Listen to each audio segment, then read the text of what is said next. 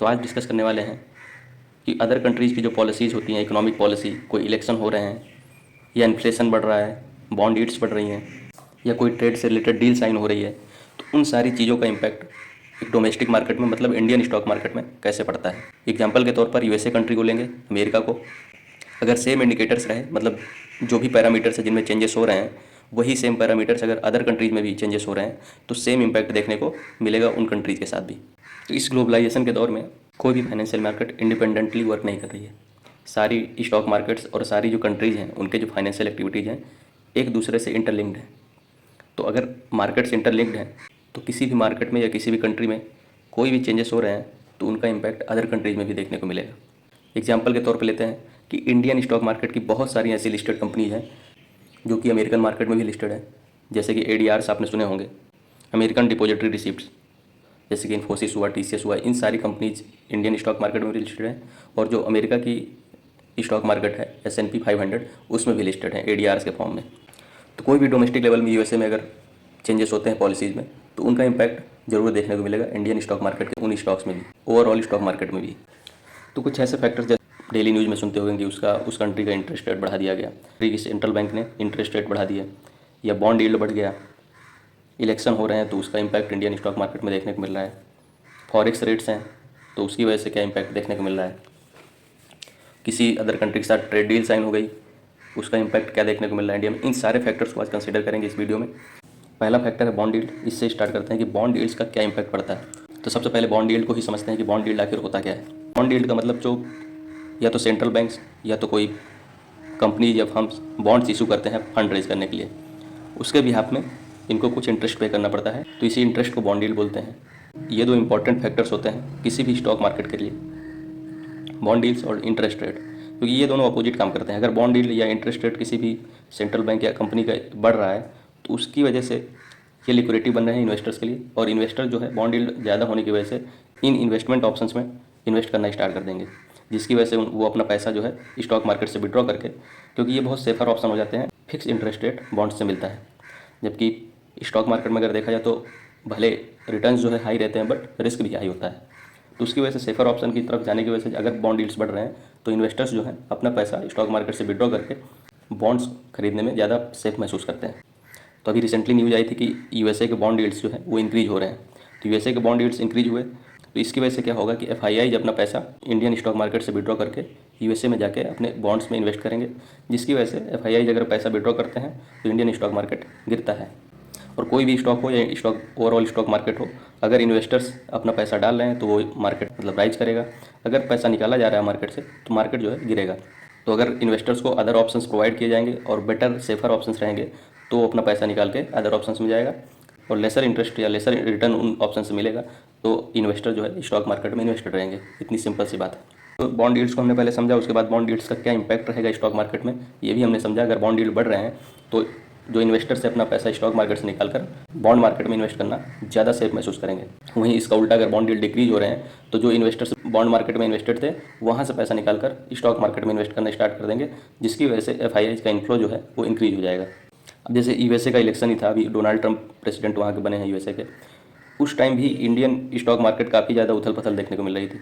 इसका रीज़न ये था कि डोनाल्ड ट्रंप की जो पॉलिसीज़ रही हैं इससे पहले भी वो काफ़ी अनसर्टेनिटीज़ वाली रही हैं। जैसे अभी आपने रिसेंटली सुना होगा कि चाइना के ऊपर पर पहले मोर देन 200% का टैरिफ लगा दिया। अभी यूएसए और चाइना के बीच टॉक चल रही है, जिसकी वजह से ये रिपोर्ट्स आ रही हैं कि जो टैरिफ के रेट्स हैं वो रिड्यूस करके 90% से लेस कर दिए जाएंगे। मतलब इनके जो पॉलिसीज़ हैं उसमें कोई स्टेबिलिटी नहीं रहती है, जिसकी वजह से ग्लोबल लेवल पे जो मार्केट्स हैं, अदर मार्केट्स हैं, उनमें भी अनसर्टेनिटी बनी रहती है। जैसे कि अभी इस ट्रेड वार की वजह से यूएसए और चाइना के बीच जो चल रहा है, मार्केट के एक्सपर्ट्स हैं उनकी वजह से ऐसा एक्सपेक्ट किया जा रहा है कि जो टैरिफ की बर्डन होगा चाइना के ऊपर, उसकी वजह से जो फॉरेन कंपनीज हैं वो अपना इस्टेब्लिशमेंट इंडिया में शिफ्ट करेंगे, उसकी वजह से इंडियन स्टॉक मार्केट को काफ़ी फ़ायदा होगा। तो ऐसे स्पेकुलेशंस हैं। उसके बाद दूसरा जो फैक्टर है फॉरेक्स रेट। फॉरेक्स रेट क्या होता है?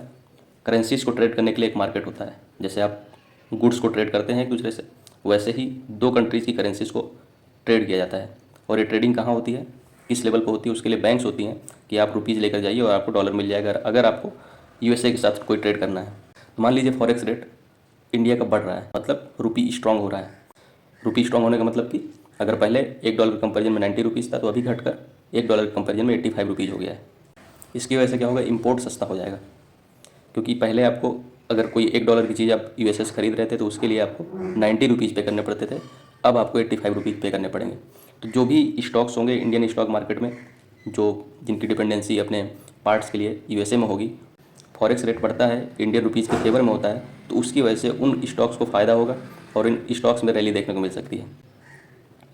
इसका जस्ट उल्टा, अगर फॉरेक्स रेट घटता है, मतलब इंडियन रुपी जो है वो वीक होता है डॉलर कंपैरिजन में, पहले 90 रुपीज़ था, अभी बढ़कर 95 रुपीज़ हो गया, मतलब $1 कंपैरिजन में 95 रुपीज़ हो गया। तो उसकी वजह से क्या है कि इंपोर्ट्स महंगे हो जाएंगे और ये स्टॉक्स जो जिनकी डिपेंडेंसी है इंपोर्ट्स पे यूएसए से, उनके प्राइसेस में फॉल देखने को मिलेगा। तो फॉरेक्स रेट भी काफ़ी ज़्यादा इंपॉर्टेंट फैक्टर है स्टॉक्स ओवरऑल मार्केट के मूवमेंट को डिसाइड करने में। इसके बाद जो अगला फैक्टर है ट्रेड बैरियर्स। जैसे आपने बहुत बार सुना होगा कि चाइनीज़ जो प्रोडक्ट्स हैं, गुड्स हैं, उनके ऊपर इंडिया ने एंटी डंपिंग ड्यूटी लगा दी। एंटी डंपिंग ड्यूटी का मतलब, अगर कोई भी चाइनीज़ कंपनी अगर ये चाहती है कि इंडिया में किसी पर्टिकुलर प्रोडक्ट्स को सस्ते में बेच देंगे, तो उसको प्रोटेक्ट करने के लिए अपन, क्योंकि डोमेस्टिक लेवल पर जो इंडिया की मार्केट है उसकी वजह से बहुत ज़्यादा हैम्पर होगी, क्योंकि चाइनीज़ टेक्नोलॉजी बहुत एडवांस है, जिसकी वजह से उनके प्रोडक्ट्स बहुत सस्ते में बन जाते होंगे, और उसी का फ़ायदा उठाकर अगर चाइनीज़ कंपनीज जो हैं इंडिया में सस्ते में अगर प्रोडक्ट्स बेच रही हैं, तो उसकी वजह से जो डोमेस्टिक लेवल पर इंडिया में कंपनीज हैं उनको बहुत ज़्यादा नुकसान होगा और कम्पीट नहीं कर पाएंगे उन प्रोडक्ट के साथ। तो इस वजह से इंडिया को चाइनीज़ प्रोडक्ट्स के ऊपर एंटी डंपिंग ड्यूटी लगानी पड़ती है। और बहुत बार आपने सुना होगा कोई कंट्री डिलिबरेटली अपने करेंसी को डिवेल्यूएट कर रहा है, मतलब अपने करेंसी का प्राइसेस अदर जो करेंसी हैं जैसे यूएस डॉलर है उसके कंपैरिजन में अगर हम इंडियन रुपीज़ को डिप्रिशिएट कर दें, मतलब उसके रेट को जो है कम कर दें, तो इसको करेंसी डिवेल्यूएशन बोलते हैं। इसकी वजह से क्या होगा कि इंपोर्ट्स महंगे हो जाते हैं। अभी हमने जस्ट एक्सप्लेन किया कि डॉलर कंपैरिजन में अगर फॉरेक्स रेट का क्या इंपैक्ट पड़ता है, तो करेंसी डिवेल्यूएशन से इंपोर्ट्स महंगे होने की वजह से जो डोमेस्टिक कंपनीज हैं, डोमेस्टिक मैन्युफैक्चरर्स हैं, उनको फ़ायदा होता है, क्योंकि इंपोर्ट्स महंगे होने की वजह से अब वो कम्पिटिटिव हो जाएंगे डोमेस्टिक जो कंपनीज हैं, और वो ईजिली अपने प्रोडक्ट्स को सेल कर पाएंगे। तो ओवरऑल अगर देखा जाए तो बहुत सारे ऐसे ग्लोबल फैक्टर्स हैं जिनके ऊपर डिपेंडेंसी रहती है इंडियन स्टॉक मार्केट की, अगर पर्टिकुलरली बात की जाए। बट ये कुछ कॉमन फैक्टर्स थे, जैसे इंटरेस्ट रेट हुआ, बॉन्ड यील्ड्स हुआ, फॉरेक्स रेट हुआ, ट्रेड रिलेशन हुआ, जैसे आपने रिसेंटली ट्रेड की अगर बात की जाए कि इंडिया ने यूके के साथ FTA free trade agreement sign किया है, इसकी वजह से जो टाटा मोटर्स का स्टॉक है 2 दिन में 10% के आसपास बढ़ गया है। इंक्रीज़ जो है क्यों हुआ, ये चीज़ समझना बहुत इंपॉर्टेंट हो जाता है। FTA साइन हो रहा है तो उसकी वजह से, और यूके ने यूएसए के साथ भी FTA साइन किया है।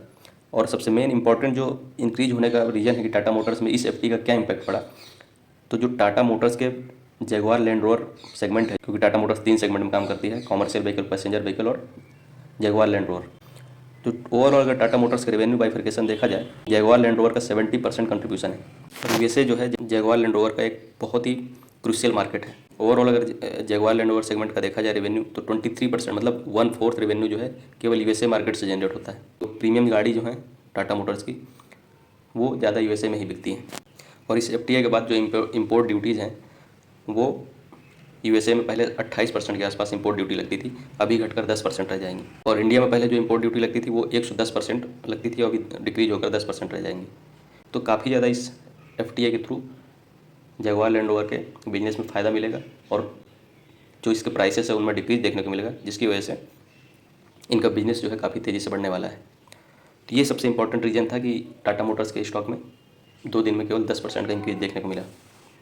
तो ये सारे फैक्टर्स हैं जिनकी वजह से इम्पैक्ट देखने को मिलता है, और भी अदर फैक्टर्स हैं, बट ये कुछ काफ़ी इंपॉर्टेंट फैक्टर्स हैं जिसको हमने डिस्कस किया अभी। तो कैसा लगा ये एनालिसिस, कमेंट सेक्शन में ज़रूर बताएं। धन्यवाद, मिलते हैं अगले वीडियो में।